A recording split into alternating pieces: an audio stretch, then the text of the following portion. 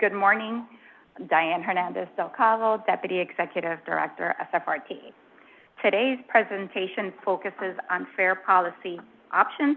The goal of this discussion is fare simplification while improving fare box recovery in a way that is understandable to our riders and financially responsible for the agency.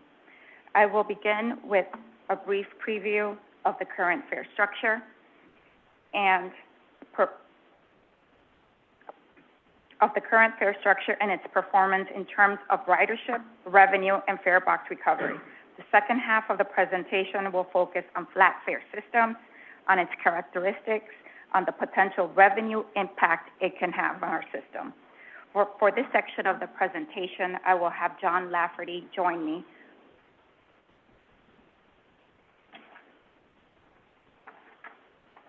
By way of background, the purpose of the analysis is twofold. First, to evaluate fare policy options, and second, to identify opportunities to increase fare box revenue in a sustainable manner. At the October 25th Governing Board meeting, staff presented fare pricing scenarios based on a 10%, 15%, and 25% increases. Staff was then directed to conduct a fare analysis based on $5, $6, and $7 flat fare options.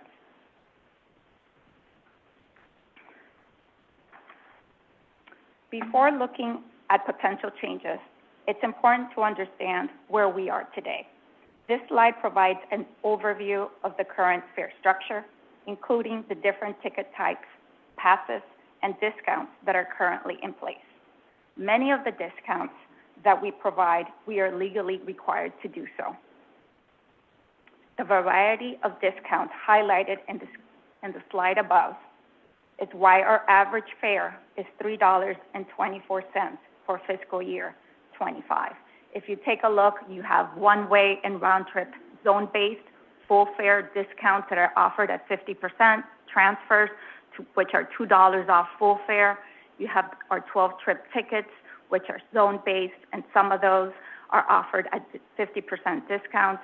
We have passes for the weekend, which are full and discounted at 50%, monthly, regional monthly, full, and at 50%. We have our employer discount passes, and of course, we have our service-connected veterans, which they're free. This slide, which will become a slide that will reference when John comes up, I want to highlight that 51% of our riders travel one way. Our ridership, which is 4.5 million, 51.7 is based on one way. Revenue, which is 14.8 million, 62% comes from one-way fares.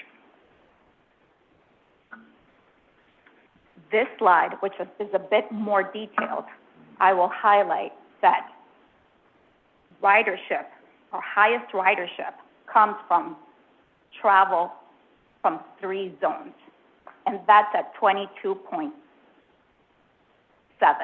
Our revenue, our highest revenue, comes from 3 zone tickets. This slide becomes critical, and this will be a slide that John will reference. Current fare box recovery ratio. Current passenger fare box revenue is $14.8 million for fiscal year 25, and our fare box ratio is 12.5%.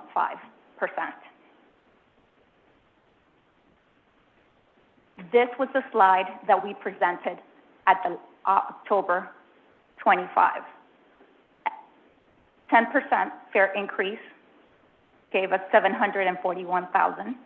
15% gave us $1.1 million, and 25% fare increase gave us approximately $1.7. Getting to what our board directed us to do, which was the peer review of commuter rail systems, what the characteristics of a flat fare system were. Those systems are relatively low ridership. Their average weekday was 500 to 2,000 riders a day. They serve a compact service area. They have shorter length, 15 to 30 miles, and they operate only one line.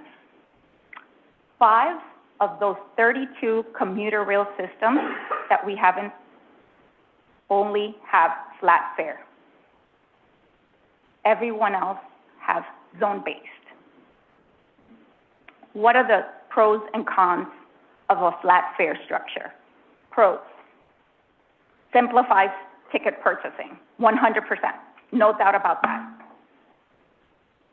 Simplifies fare enforcement. Passengers on longer trips would have fare decreases. Cons: does not reduce cost of fare enforcement, revenue collection, security, or equipment maintenance. Passengers on shorter trips would have significant fare increases.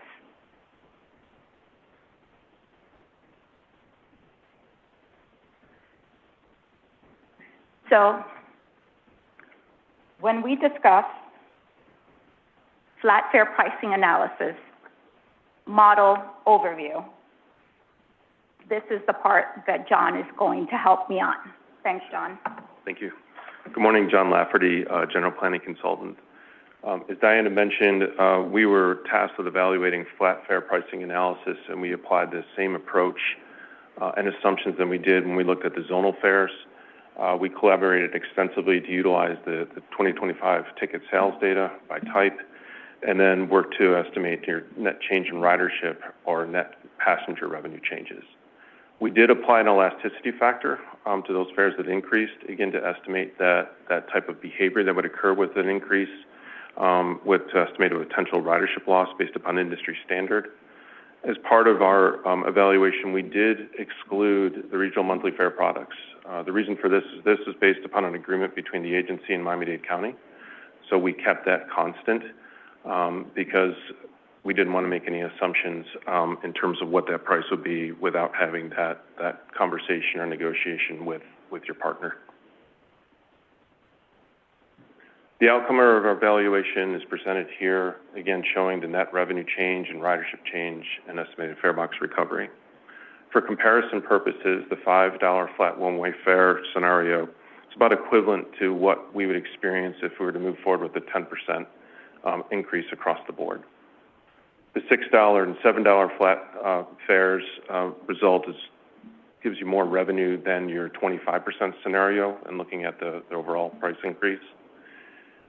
Whereas, again, one potential consequence is impact on your federal funding based upon how your ridership decreases. And again, that's an unknown, but it does factor into consideration.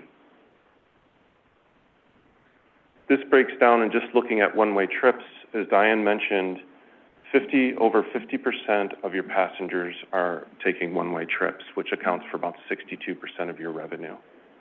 And you can see here that those that are traveling one way, 1 to 2 to 3 zones, are bearing a significant burden in terms of the price increase, where you have those longer trips with a much smaller impact on their increase. We would maintain, obviously, all the discount programs that are federally required, but this starts to give you an understanding from a one-way perspective how those fares would change and what it looks like in terms of pricing structure. Breaking it down a little bit further, but now looking at the entire system, at the top, 60% of your riders purchase either one-way round trip, 12-trip, or your 12-trip EDP.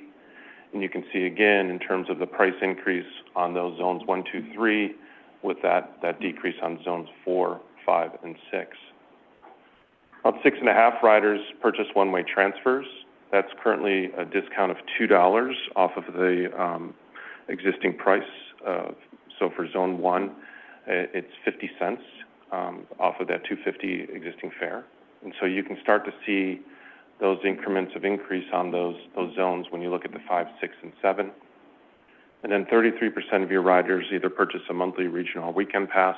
And you'll see that we've got the TBD or to be determined, and that applies to your regional past, which you'll see on the next slide, which we kept flat as for purposes of this evaluation. Comparing your existing system and pricing structure today, on that top table, as I mentioned, we're just pointing out that one-way transfer with that $2 discount, that would be maintained. But it does, of course, correlate with each one of those flat fares, $5, $6, and $7. We did make an assumption for the scenario evaluation for purposes of the monthly, and that was an assumption of 30 one-way trips or 15 round trips. And we just, if you do the math, 30 times 5 gives you that 150. So that was just an assumption that we applied as part of our evaluation. And then monthly, again, we have TBD, and we kept that constant as it is today. And frankly, it's a small part of your revenue and ridership. So there's not a significant difference in terms of the outcome of the results that we presented to you. And again, we would maintain all of your discount pricing, 50% off full fares, as mentioned earlier, as mandated and required by federal regulation. Next steps. I think Diane wants to conclude with presenting some next steps. Based on board recommendation, whether the board decides if they want to have a fare increase either on the 10, 15, 25, or decide for a flat fare increase, we would have to do a fare equity analysis. It is an FTA requirement that takes 60 days. After board direction, we would come back and discuss the results of that. We would need to have a public hearing, board approval, which is an FTA requirement. After that, assuming that everything goes as anticipated, that would occur sometime between April and May. At the governing board meeting, we would do board approval, public outreach. I would recommend anywhere approximately 10 weeks after board approval, and implementation August of 2026.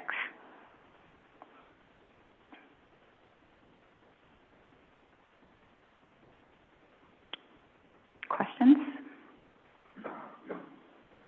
Mr. Valashez? Yeah, thank you. I guess question would be, do we feel that the purchase of tickets corresponds to the amount of zones people actually ride? In other words, do a lot of people buy a one-zone ticket and stay on for 4 zones, say? I know it's hard to, it's very difficult to ascertain that, but what's your feeling?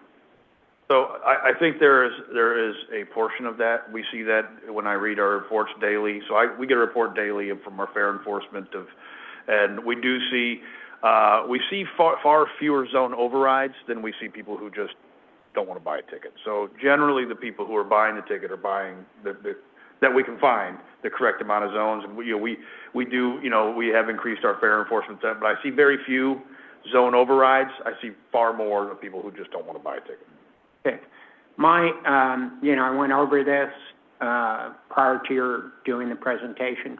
My feeling was that the people that buy one-zone tickets are pretty, harmed pretty significantly by this, and the people that do the 6-zone tickets are benefited a lot. So maybe we could collapse this down to 2 fares rather than just one. Maybe 350 and say, I don't know what the numbers are, but, in order to be equitable to, the people on the far out ends of the fare spectrum, maybe we should have 2 fares. That's just a thought I had. I'm not sure that is feasible or makes things simpler, but that's my view. I'm trying to choose my words. I think the moral, I haven't been doing this for, I've been doing trains for 30 years, but I haven't been doing passenger trains for 30 years, but I've been doing it for a minute. It's been, 7 or 8 years, and as I'm going through this presentation, I'm like a dad on Christmas morning every time I see it. Like, oh, it's just, I'm figure this out. I don't know what, I don't know what it says. I don't, and it's, and so for me, if I'm a transportation professional and I can't figure out our fares, imagine what that's like for a passenger or a new passenger, which are the ones we want, right? So, Mr. Valashay, I think you are dead on. I think that we have to find the middle ground between what we have and I don't think a one fare is for us. I think you don't want to have you want to have the same person paying the same amount of money that goes, 3 miles as the one who goes 90 miles. Like that's not fair. I've asked for, I have a study coming to me, that was done in Chicago that, they went from 8 zones to 4 and simplified their zoning. I've asked for my friend, Mr. Dewinski to send me that study. They did that internally. That might give us, something to look at, but I would highly recommend that we do an analysis with the goal of simplifying our fare structure. That way, when we are, because, we're going to have to buy new TVMs and a new back office. So that way we're set up with that technology and we're able to do that through those new TVMs. So, the TVM purchase is inevitable, has to happen. And this is a perfect time for us to do a study. It doesn't have to be a drawn out study. We're going to use, I'm a really big fan of stealing things other people did and already paid for. Like I like that. So I would say that we do a very quick, fair analysis and use some of the things that some of the other agencies have done as guidance, and really move towards simplifying this to a 2 or 3 zone fare. What I would see as a goal, not predicting the analysis, but I think that's what we need to do. Senator Scott, and then Commissioner Regalado. Hey, you said something about federal ridership, and you didn't know the effect on some sort of, what was that all about, that federal ridership numbers for funding or whatever? So, sure. So part of our federal formulas that receive, ridership is a component of what we receive as part of the formula that we receive. So if we get less ridership, there is a potential that we receive less money because it's a component of that formula. Even though we might be theoretically possibly making more money by charging some other fare, so we would still... it doesn't matter yeah. if you get more money. Ridership is a component of the formula. So, just a comment, I think that it's important. Absolutely. The ridership. A few more dollars here or there, but we really want to maintain and continue, hopefully, to increase our ridership. Thank you. Commissioner Regalado. Thank you, everyone. I agree with Dave. Look, we need to go through this process. We eventually need to raise our fares. We cannot ask our state partners to pay more, our county partners to pay more, and not raise the fares.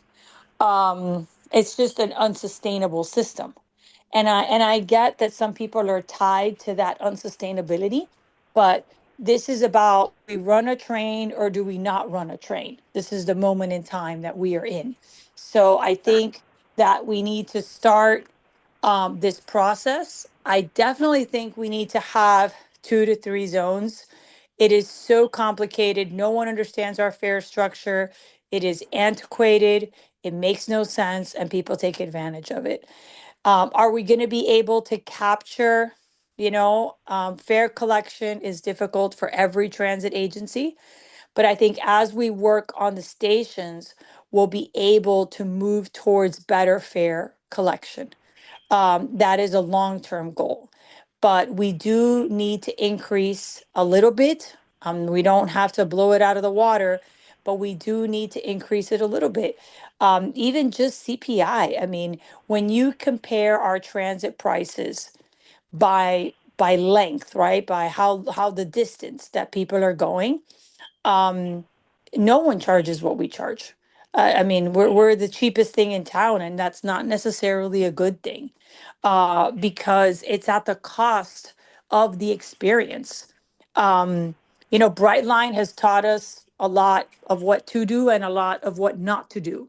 I think we've all learned from the Brightline experiment, but there is something to be said about the experience and making the experience easier. Even the experience of buying a ticket has value for people. We need to make the experience better at the stations. We need to make the experience around the stations and in the trains better. We're investing finally in the trains and making the experience in the train better, but we can't keep giving it away because that inhibits us from investing in the system. And that is what has been holding us back. So I'm happy to move to start the process. I think we need to start this conversation. I would say, you know, no more than 3 zones. It's 3 counties, 3 zones make sense. 2 zones would be even better, because that would get people to move in between the counties in a better way. And I will say this about the ticketing, right? And a lot of folks buy the one, the one way. My experience has been, yes, a lot of folks buy the one way, but they're buying another one way back. It's not that they're not necessarily not using the train to get back. It's just, again, our fare system is so weird, that it just doesn't make sense for them to commit to the round trip ticket, right? And in the case, look at our highest grossing stations, the airports, right? They're just winging it. They're saying, you know what, I'm gonna take to the airport. I don't know if I'm going to take Tri-Rail back. Maybe I take an Uber back. Maybe I do something else. Some of those people on the spot decide to take Tri-Rail back. Some of them decide to Uber. But again, if our experience was better, if the ticketing was easier, if it was more predictable, I think we would get more round trips. So I think we should definitely move forward with the zones. I think we need to include an increment in the price. It doesn't have to be dramatic. I do not think it's going to deter people. But we do need to show our county and state partners that we're doing something and we're not just here sitting on our hands. So I'm happy to move for moving forward with this process with an increase in the fare and with the creation of zones. Thank you. Thank you. Executive Director Deck, did you wish to respond? Well, yeah, and I just wanted to mention and kind of piggyback a little bit on what the commissioner said, and it's, they're really there couldn't be a better time to be going through this process, especially with the TVM purchases coming up, because the advances in technology, it's you had the same vending machine for 50 years. Now all of a sudden, like, AI and the technology, it's insane how quickly it's moving. So this is a perfect time for us to go and really take a good look at what we can do, what technologies are out there, and marry these up. So I think I heard Commissioner Regalado. We need to bring a formal item back next month to vote for a fare increase, and then we will also bring something for the fare. Now, Let me For the clarify, zones. because, so, 2 things just to get going. So I would like to ask for clarification. We have in front that we provided a 10, 15, or 25. Does the board want us to consider any of those? Because what it would take, I'm going to make an assumption that we would want to consider a 10% increase. What staff could get consideration, but, for us to move forward, let's go with the scenario of a 10%. We would then go back and begin the process of doing a fare equity analysis. I would just need right now direction to do that, and it would take us 60 days, and then we would come back with those results and begin that process. But Diane, it would be for Okay, zones. It would be, sorry, Madam Chair. It would be for zones, not for, I think the problem is that you want to do the fare equity analysis, but we need to do the zones first. Okay, so for that, let me explain something. For us to do and change that structure, we are currently working on reviewing our fare structure. And that is something that we are currently underway doing that. And we would like to come back to the board in a few months with that. And that is in connection working with Miami-Dade that put us in notification that they would not be able to support us anymore with our back office on December 2027. To change that back office, right, we would need to have the new vending machine, our new vending machine, our new back office, and that is still something we're in the process of. But absolutely, we can bring forward that new fare structure, and we just need a couple of months. We're currently underway doing that, and we would bring it back to the board for consideration, and we can have that within the next couple of months. Okay, if I could, just to clarify, so we're talking two different. 100%. One is the zones, which I think this board has already made it clear we want fewer zones. 100%. Whether that's 2 or 3, that is currently Underway. being worked on. Okay. Yes. So that is being worked on. So what you need from us is, if we're going to do the fair equity analysis, are you asking for percentages, or do we want to consider Does the board want flat to do? fares? No. My understanding is the board is not considering flat fares at this time. I think we are No. considering that Yeah. because we Yes. don't want pennies. We don't want nickels. We would like flat dollars. Maybe it's when you We're say 10%. talking about two different things, flat fare. We're talking about a flat, but it would be a flat dollar fare. amount, but we don't want the same flat fare for the entire alignment. Okay, but it would be Okay. by zone. It would be by So zones, we're talking right. both things. We want simplified pricing, 100%. fewer zones. Is that? Correct, and that is in the new Yes. fare structure that we're looking to bring to the board for consideration, yes. Okay, so then I would like to hear from the board, because I am in agreement. I want fewer zones. We're already working on that. And are you asking then which percentage for the fair Does the equity? board want to consider an immediate fare increase? We have to do the analysis for that, right? The Madam equity If the Chair. board, I have several flamingos up, so hold on. Yeah. Mr. Kakachi, Mr. Valache, and then Regalado. Okay, so if we went with the equity analysis, for you to proceed with that effort, and you come back and we say, no, all right, we've decided we want to go a different direction, how does that affect your effort? it does not, We just drop it. we just drop it. All right, so that sounds like a no-risk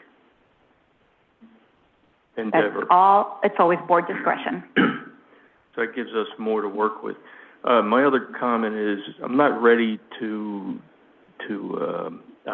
all right, I like the idea of multiple zones. I'm not ready to say it's 2 or 3. I want to see what you're all going to come up with in terms of technology, so that we could see what, I don't want to fit round pegs and square holes, if you understand what I mean. Let's see what the technology is and try to fit what that is capable of before we decide how to proceed.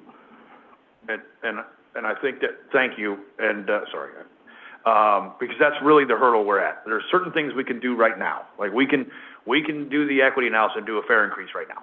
Like that, Board within discretion. our existing fare structure. The simplification, the changing of the zones, and the overall fare structure has to be done in hand when we do our new purchase of technology. So that, like, it's just, what we have now is not equipped to do, I think, what we want to do. And so that part has to be secondary. We would want to do it, like, if we had vending machines that we could go and reprogram, do all stuff, what we want to do is simplify the zones, simplify the fares, and then do it all at one time. We don't have the capability to do that with the vending machines we have right now, so unfortunately, we are going to have to do this in 2 steps. So I'm right there with you, where we want to make sure. Correct. We understand what is we know what we want to do. We can't do what we want to do right now. We have to do that after. Can I follow up, Madam Chair? Thank you. So are you asking us to choose between 10, 24, what were the numbers? That is board discretion. Well, we just want the board to tell us, go ahead with the equity analysis, get started on that, and then we'll bring the item to the Okay, board. well, I would move go forward with that. Thank you. Mr. Valache? Yeah, so, just following up on Senator Scott's comments, how significant is the loss of federal support with ridership? That is unknown. It's part of a formula. I don't have, Could we, but, when you show the revenue impact of It's- changing fares, it's, wait, let me finish. And, loss of ridership, we should not just show the fare increase. We should show what we lose as we lose ridership, shouldn't we? To get a If I am true able- impact. if staff is able to give me that, we will be able to include it. Okay. It's just part of an overall formula, and Okay. But I think If that's, I'm able to, I we'll- wasn't aware of what, the senator brought up, that we actually could lose revenue because of ridership. And I think, I don't know, I don't think we should be looking at, we want to go to a flat fare, not a 10% or 20% or 30% increase. We want it to be 5, 6, well, those are just, nominal figures, but $5, $6, or $7. I don't think we want to take a percentage of $3.50 and, add 35 cents to the fare. I don't think that's our intent. I think we should decide whether we want 2 or 3 zones. We do want to simplify this. We don't want to take a 10% increase on all 6 zones. And when we do the fare equity analysis, does it have to specify what the fare will be, or can we start it without knowing what the fare is? No. So the fare equity analysis is if we decide to do a 10, a 15, or a 25% increase. That's when you do the fare equity analysis. So that's one approach, right? Let's pretend we all decide, the board decides, we're going to do a 10% increase. We do the equity analysis. We bring back the results, right? And then we do the next step after that. That's one. The fare structure analysis, we bring options of what our new fare structure would be, and the board has discussions on that. And then the board approves, and we utilize that fare structure for the new fare system. So 2 different approaches, 2 different things going on. I'm not sure I understand that, but I think what we should ask you to do is perhaps to propose a 2-zone scenario and a 3-zone scenario, and it seems like you can fine-tune the fares to reflect both loss of ridership and increase in revenue. I think you should fine-tune them to with an intent to minimize the loss of ridership. So you can try different fares for different, zones and see which one, hurts us the least in terms of ridership. That's what I would think we should do. Okay? Executive Director? I want, because I want to make sure some terms that we're using I understand because my definition of a flat fare is, it's $5. Whether you ride 2 stops, 10 stops, 19 stops, that's a flat fare. I think what we're talking about is round numbers.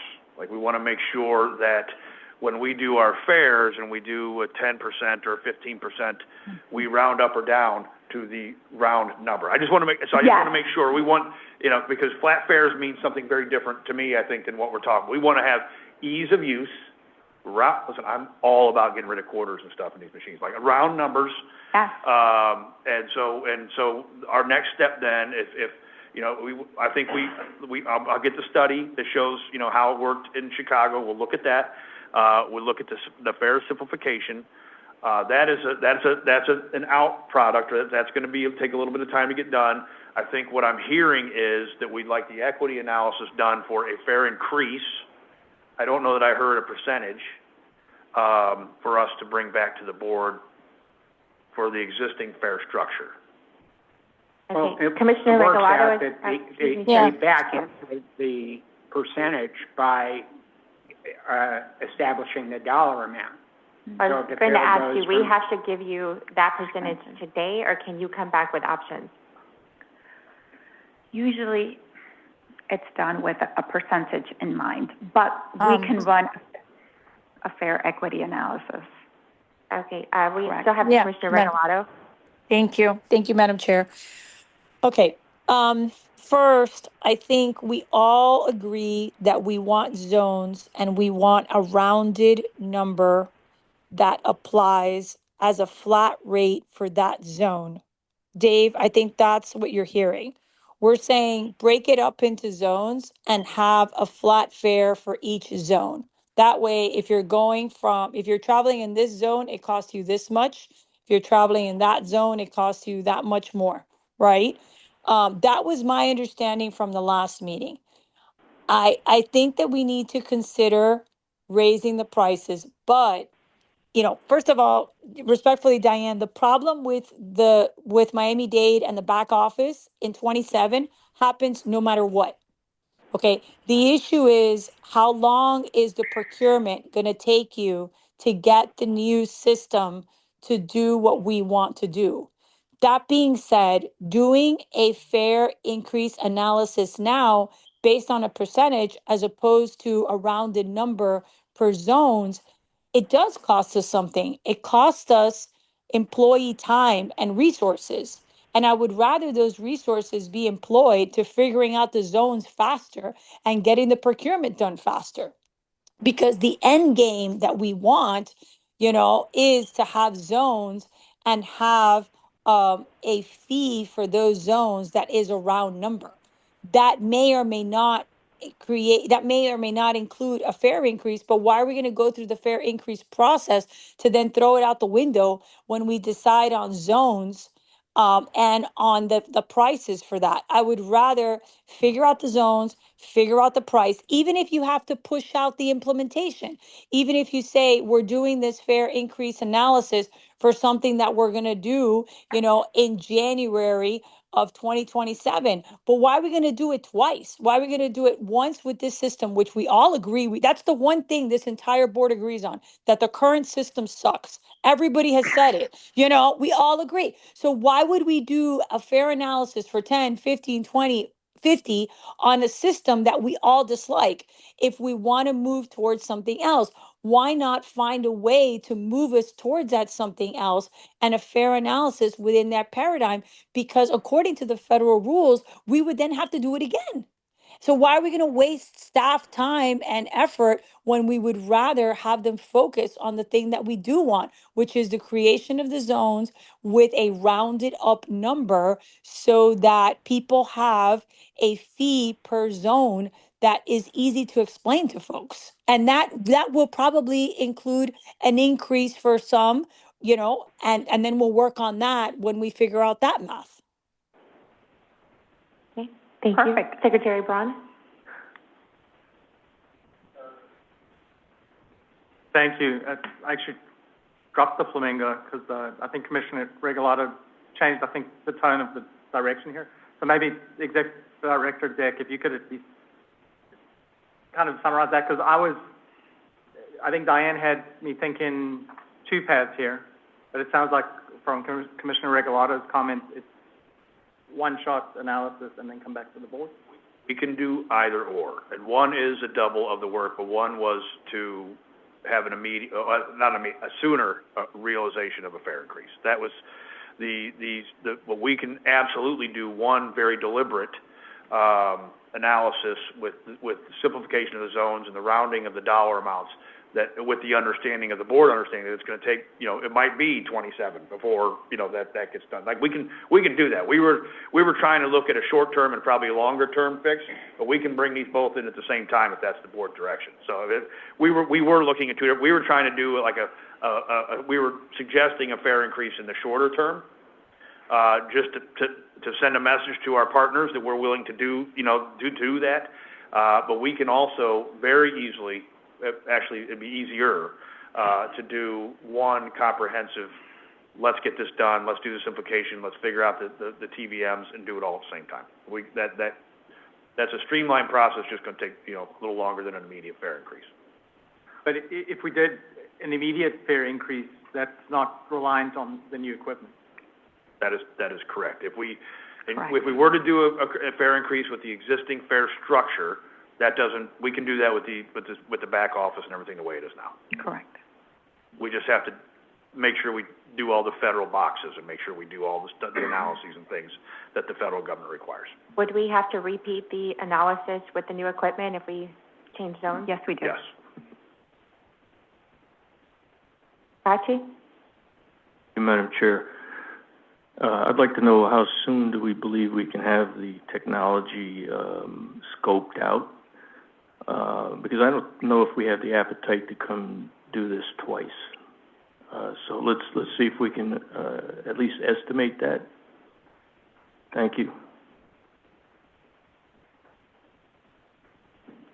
So we are working on, with the goal of having implementation of a new system by December of 2027. That is an ambitious goal, but based on Miami-Dade informing us that they will not be able to support us, the goal has been, and what our team has been working towards, is having a new system in place. I did have a conversation with Executive Director Miller, who advised me that if we had everything, the contracts in place, they would be willing to work with us to, if we needed a few months after December of 27 for the full rollout, they would be able to support us. But we would have to have the system procurement contracts in place by December of 2027. So Commissioner Regalado is 100% in place, that we would have to have a new fare structure in place, all the fare equity analysis in place, everything, all approvals, contracts in place to have the new system. What is the critical path to, what is making this timeline so long? What do you believe, is there anything that could be shortened that would bring that up by 12 months? So, let me just add, because you know, if you're targeting December 27, it'll be June of 28. I hope not. So we were just notified just a few months ago of this deadline when we received this. We are now currently in procurement to get an expert in this, because that talent is not in-house, and to work with this consultant to help us put together the scope of what we need to get us to be able to have the right technology in place. As Commissioner Regalado would say, we have 80s technology currently. We want to make sure that we get in place what serves our needs today and what will serve us to get ourselves in 10 years and in 15 years. I think we all agree with that. Is there anything you could ask this board to do that would help you move that date up? More money, more people, so more contractors? No more money. So the good news is that we do have the money in place. Yeah. This was something we knew would be coming, and we do have that in our capital program. This has been planned for. The capital funding is there. You know, we can look at different procurement styles. We can look at the traditional RFP. We can look at ITNs. We can do those things. Piggyback. Yeah, absolutely. And piggyback on somebody else. You know, we'll look at government contracts. We want to make sure, because this is kind of like buying locomotives. Like, we're going to have these for a long time. And so we want to make sure that we buy something that is not completely proprietary. We don't want to get into the Gillette razor blade thing where, we have the razor, and now we're stuck buying the razor blades from the same person for the rest of our lives. So we want to make sure that we're there. We want to make sure that this is an open system, that is like I touched on earlier, that that is able to grow and advance technology. Like, we don't want to end up in the year 2030 with 2025 technology, or 2035. Like, we want to make sure that this is, whatever platform we do can grow and advance in time. because otherwise we're going to be right back in the same place 15 years ago with a thing that we don't like. The good news is we will be the masters of our own destiny. We will have our own back office. We will be able to customize things. We won't have to go through another county and do things like that. We will be able to control those things in-house. So, we will do everything that we possibly can to speed this procurement up, because we want to have it in place. We have to have it in place. And we can put the resources to it that it needs to have.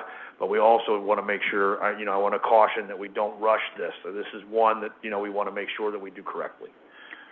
Couple of final thoughts. Thank you, Mr. Deck. One is I'm worried about this timeline because from experience, and I think many of you have experienced this, you even buy a laptop, 6 months later it's out of, it's obsolete. So if you get this study done this year and expect to implement it next year, what you studied is going to be obsolete by the time you put it in place.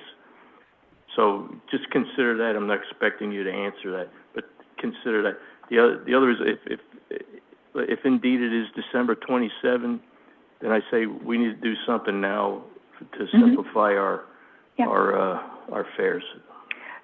The good news is our partner agencies, Palmtran, Broward, and Miami-Dade have recently implemented their fare collection system, so they are a great resource to us. Miami-Dade is currently handling their back office support. They're in procurement right now, so it's always great to be able to go to them for lessons learned. So all three of them have been fantastic partners during that. So they're a great resource for us right now. Mr. Regalado? Thank you. And thank you, Diane. I was just about to say that. I know that Stacy has been working on the fare collection. It was started by Euless before she became the director, and that's not going to be implemented in Miami-Dade until 2027, which is why I said maybe potentially piggybacking. I'm sure, I don't know what system Sunrail uses, but there has to be some way for us to cut down on this timeline, Dave. I mean, Madam Chair, I'm willing to commit to meeting with Diane and Dave and trying to figure out first if we can get, I think the back office issue, to my understanding, Diane, with Miami-Dade County is this procurement, right? So we are going to be procuring this new system. So that's why they don't want to do the back office for SFRTA. That being said, we are currently having conversations with our partners about paying more paying more than their statutory contribution. Maybe we can back this into that. Maybe, Broward or Palm Beach would like to take up this back office, or Miami-Dade would like to take up this back office instead of paying more. I think that's something that we should probably discuss with them.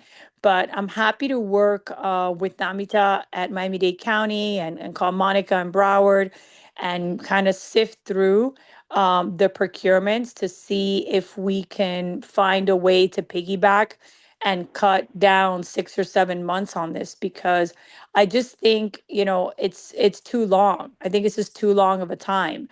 The other thing that we could do is, instead of looking at the percentage, I can't believe that there is no modification to our system. I gotta believe there has to be some way to do it. Maybe you raise the fare, at a certain point, and then keep it the same at another point to kind of turn it into what we're talking about with the zones. So I'm willing to put in a little bit of time and try to figure out how to hack our current system. I'm sure there's a way, Diane. There has to be some sort of way to hack it. Then that'll get us, and then maybe we can bring back something that starts getting us closer to what we want. So I think we definitely need to talk about this next meeting. I'm willing to put in some time if you guys want me to do it, to meet with the counties and talk to them a little bit about this and see if we can find a path forward and bake this into our long-term plans, even if it is just for a few years, so that we can stand up these systems. Because we're going to have, with what I'm working on, we're going to have a dramatic change in 5 or 6 years. That's going to give us a lot more control of our stations. So I really think we need to figure out something for the next, year, and then something much faster than 2027, understanding that the system that we have will also be different because our stations will look very different. Well, if I could, and then I'll recognize Secretary Braun, it seems that the question for the board for today is moving forward with the fair equity analysis with the potential of having an increase August of this year. That's, if you go back to slide 17, the process that would happen has us actually, implementation is August of 26, yes. Or we wait until, at minimum, December of 27 before we would make any of these changes. It's a and/or. That is correct. Right? So if we were to move with the increase, or to do the fair equity analysis and increase with the existing system, we would be raising rates in August of this year. And then we're either way, because if we're doing a new ticketing system, we're going to change zones, all of that, we're going to have to make those changes again. December, potentially later, potentially earlier, but that's still, we're January of 26 right now, so we're looking at 2 years before we would have a fare increase. When was the last time we had a fare increase? 2019. 2019. So I think for myself, I would be okay moving forward with a 10% fair equity analysis to put into this year, because the future of this is so unknown, and the timing, we don't know what's in 2 years. God forbid we have another supply chain disruption. I won't use the C word that happened to us a few years back, but we don't know. And I think that it would be wise for this board to go ahead and move forward with an increase. We're at 7 years since the last increase, and it would behoove us to look at this. So that would be my recommendation. I know there's a few more flamingos that popped up, if anyone would disagree. But Secretary Braun, and then Mr. Kakachi, go ahead. Thank you, Madam Chair. That was really the point I was going to raise, is really that path on the August 2026 opportunity, if the desire is to at least have that short-term bump in fare more immediate. And just going back to the Executive Director's opening remarks, right, record numbers of ridership, I think there's an opportunity at least to take that step. And I think some of the discussion on more related to the equipment, but we need to get that right. I agree, right, maybe we can fast-track that, but I think this August of 2026 date, I think is achievable from what I understand and heard. Mm-hmm. And right, keep the zones as is. We've got record ridership, people at least riding, and then get that fare increase. Madam Chair, do you want a motion to do what you were suggesting there? Do we need a motion or a direction? So since it's an informational item, you can just direct staff to bring an item back to you next month to initiate the process. Madam Chair? Yes, Commissioner Regalado, you're recognized. Thank you. Diane, can you take out a calculator and figure out what percentage gets us to a round number? I understand that the federal is telling you that you have to do a percentage, but can we do it backwards? We're still going to put on, the item will still have a percentage. We just need to figure out what percentage can get us closer to a round number. Can absolutely do that. That would just at least get us closer to what we all want. Absolutely. I'm guessing 13. So that will be part of what is brought back to us next month to vote. Yes. Okay. So do we have everyone in the board is in agreement? All right. I think we have our board direction then. Thank you.